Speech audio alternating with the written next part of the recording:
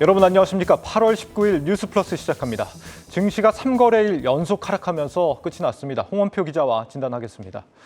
홍 기자, 오늘 시장 어떻게 봅니까? 네, 일단 오늘 코스피가 6거래일 만에 2,500포인트를 내줬습니다. 네. 오늘 양시장 이제 외국인과 기관이 좀 동반 매도를 했는데요. 유가증권 시장에서만 이제 기관이 2천억 원 이상, 또 외국인이 900억 원 가까이 팔았고, 양시장에서 개인만 이제 물량을 담아냈습니다. 오늘 장은 좀 베어마켓 랠리가 지속되는 가운데 좀 차익 실현 매물이 좀 나온 데다가 또 원달러 환율이 좀 크게 오른 것이 좀 부담을 받았던 그런 것을 보입니다. 네. 네.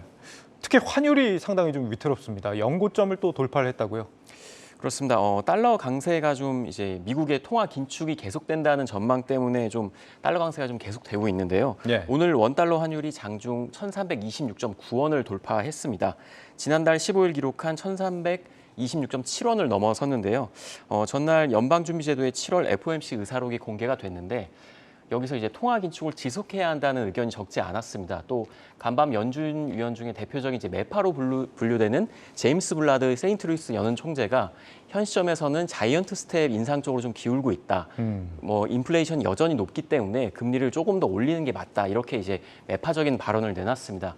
그렇기 때문에 시장은 9월 인상폭을 0.5%포인트 인상에 좀 무게를 두고는 있지만 여전히 금리를 많이 올려야 된다. 이렇게 좀 부담으로 느끼고 있기 때문에 네. 이런 원달러 환율 강세도 계속되고 있습니다. 우리가 그동안 그러니까 물가가 정점이냐 아니냐에 너무 천착했던 게 아닌가 싶기도 합니다. 사실 정작 연준은 이 정해진 스케줄대로 그냥 꿋꿋하게 가고 있다 이런 느낌입니다. 그렇습니다. 오늘은 카카오 얘기를 좀 해봐야겠습니다. 카카오페이가 어제 주가가 좀 안 좋았는데 오늘은 또 카카오뱅크가 또 크게 떨어졌습니다. 그렇습니다. 오늘 카카오뱅크가 한 8%가량 하락했는데요. 네. KB국민은행의 블록딜 소식이 전해졌기 때문입니다. KB국민은행이 이제 전날 장 마감 후에 보유하고 있는 3,800만 주 중 1,476만 주를 블록딜 했다고 이제 공시를 했습니다. 가격은 18일 종가 대비 8% 할인된 가격인 28,704원인데 오늘도 이 장 마감 가격이 이와 좀 비슷한 28,650원의 장을 마감을 했습니다. 국민은행은 내부 자본관리 효율화 목적으로 이걸 이제 매도를 했다고 했는데 시장에서는 카카오뱅크의 수익성 그리고 밸류에이션에 대한 좀 부담으로 작용하고 있다. 카카오뱅크에 대한 전망이 별로 좋지 않다. 이런 의견들이 조금씩 나오고 있습니다. 네. 또 어제 금융당국이 이 간편 송금을 좀 법적으로 금지하는 것을 검토한다. 이런 것을 또 이제 이야기를 내놨는데 이것도 좀 주가 하락에 좀 영향을 미쳤습니다. 네, 카카오로서는 겨박제를 맞은 건데 사실 카카오톡 송금 같은 경우는 써보면 굉장히 좀 유용한 부분도 있었던 것 같고 또 정부가 그동안 금융규제 혁신이다 이런 얘기 많이 해오지 않았습니까? 이런 상황에서 진짜 이거 금지되는 게 맞나요? 사실 어제 이제 그런 보도가 나오고 나서 금융위원회가 좀 해명 자료를 내놨는데 실제로 그게 금지될 가능성 커 보이진 않습니다. 아, 그래요? 그렇습니다. 금융위원회가 이제 어제 이 선불 전자 지급 수단을 기반으로 한 이 자금 이체를 제한하는 내용, 이 전자금융거래법이라고 하는데 네. 이 개정안이 통과되더라도 기존 이런 카카오톡처럼 기존 이 금융업자들은 허가만 받으면 이제 송금 업무를 계속 할 수 있다 이렇게 이야기를 했습니다. 그렇기 때문에 이제 카카오페이 같은 경우는 어제 6% 하락을 했지만 오늘은 좀 강보합으로 마감을 했습니다. 그렇군요. 허가만 받으면 계속할 수 있다는 얘기네요. 그리고 지금 신라젠 이슈가 또 있습니다. 이 상장 폐지 여부가 10월에 결정이 난다고요? 그렇습니다. 신라젠 지금 2년 넘게 상장 폐지 중인데요. 소액 주주들도 무려 17만 명이나 지금 소가리를 하고 있습니다. 예. 어제 이제 한국거래소의 이제 코스닥 시장위원회가 신라젠의 개선 기간이 이제 어제부로 종료됐다고 이렇게 밝혔습니다. 신라젠이 2020년 이 경영진의 배임과 횡령 혐의로 인해서 이제 거래가 정지가 됐는데요. 이후 한국거래소가 신라젠의 개선 기간 한 1년 정도로 부여를 했고 올해 초 상장 폐지가 결정이 됐습니다. 네. 하지만 한 번 더 6개월의 추가적인 개선 기간을 줬는데 그게 이제 어제부로 개선 기간이 종료가 됐습니다. 이렇게 되면 이 개선 기간 종료 후에 15영업일 이내에 이행 내역서를 제출을 해야 되고 그렇게 되면 거래소는 20영업일 이내에 이 코스닥 시장위원회를 개최를 해서 상장 폐지 여부를 최종적으로 결정을 하게 됩니다. 이렇게 되면 늦어도 10월 12일에는 신라젠의 상장 폐지 여부가 이제 결정이 되는 겁니다. 참 결론이 나기까지 시간이 굉장히 오래 걸리는 것 같습니다. 그렇습니다. 그럼 결론이 어느 쪽으로 날 것이다. 좀 전망이 되는 건 없나요?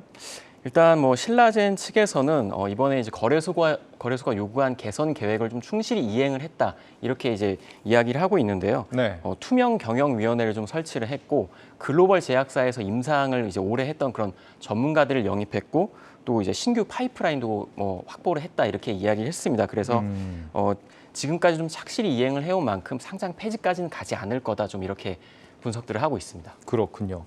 이번 주 증시는 다소 좀 불안하게 끝이 났습니다. 다음 주에는 어떤 일정들이 좀 기다리고 있는지 걱정이 되는데 먼저 국내 일정 한번 살펴보죠. 어떤 게 있습니까? 네, 다음 주에는 이제 국내외 좀 굵직한 일정들이 많이 있는데요. 일단 네. 먼저 25일에 국내에서 이제 금융통화위원회가 열립니다. 7월 금통위에서는 빅스텝을 밟아서 기준금리를 0.5%포인트 올렸는데요. 8월 금통위는 0.25% 인상이 예상이 됩니다. 7월 금통위 당시에 이창용 한국은행 총재가 이번 빅스텝은 좀 예외적이다 이렇게 언급을 하면서 이후에는 25bp씩 인상할 뜻을 내비쳤기 때문인데요. 또 7월에 한 120달러에 육박하던 국제 유가가 90달러대로 좀 내려가는 등 물가가 다소 안정된 점을 고려하면 빅스텝까지는 가지 않을 거다 이런 분석들이 나오고 있습니다. 또 7월 FOMC 의사록에서 연준이 금리 인상의 속도 조절에 대해서도 언급한 점도 좀 영향을 주고 있는데요. 다만 아직까지 이제 우리나라가 인플레이션의 피크아웃이 오지 않았기 때문에 향후 금통위에서는 좀 빅스텝이 다시 나올 수도 있다 이런 이야기도 있고요. 네. 이제 우리나라 금통위가 8월과 10월, 11월 세 차례 남았고 미국 FOMC도 9월과 11월, 12월 세 번 남았는데 미국이 이제 9월에 최소 50bp 인상이 예상이 되기 때문에 한미 이제 금리 격차가 조금 더 벌어질 수 있습니다. 네, 그 격차도 더 벌어지고 있고 물가도 여전히 부담인데 그런데도 미국처럼 시원하게 금리를 우리가 올리지 못하는 이유는 역시 이제 가계부채 문제 그리고 경기 침체에 대한 걱정 이런 것 때문이 아닐까 싶습니다.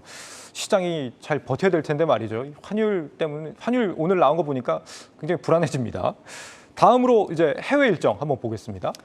네, 현지 시간 23일입니다. 미국과 EU의 제조업 PMI 구매 관리자 지수가 나오는데 이 지표는 이제 기업이 경기를 어떻게 판단하고 있는지를 좀 알 수 있는 겁니다. 그래서 경기 침체를 판단하는 데 좀 참고할 수 있는 수치가 되겠고요. 네. 현지 시간 24일에는 미국의 반도체 기업인 엔비디아의 실적이 나옵니다.